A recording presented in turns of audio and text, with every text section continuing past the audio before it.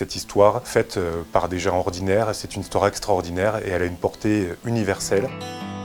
Le Larzac, c'était bien avant les ZAD, mais c'était déjà la ZAD. On était en 1970, 2 ans après mai 68. Une décision d'étendre un camp militaire qui existait là depuis des décennies est prise. Ça tombe sur la tête des paysans comme un couperet. Ils sont isolés, ils ne se connaissent pas. Et donc il y a vraiment besoin de renfort. Et ce renfort, ils vont le trouver parmi la génération 68. Et c'est cette rencontre improbable entre des paysans aveyronnais un peu bourrus, des 68ards et des hippies un peu chevelus, qui va se faire sur le Larzac. Ils vont s'apprivoiser les uns et les autres.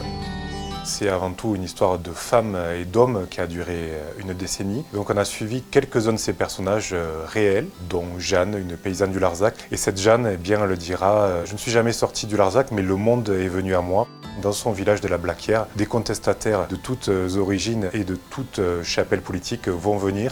Le Larzac devient un creuset politique. On croise François Mitterrand en 1974, après sa campagne électorale où il a perdu face à Valéry Giscard d'Estaing.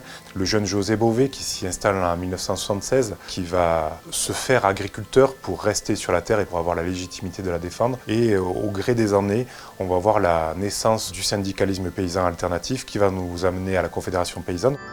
Sébastien Verdier s'est inspiré de Cabu, qui lui-même faisait des reportages sur le Larzac. On a vraiment tenu à lui rendre aussi cet hommage.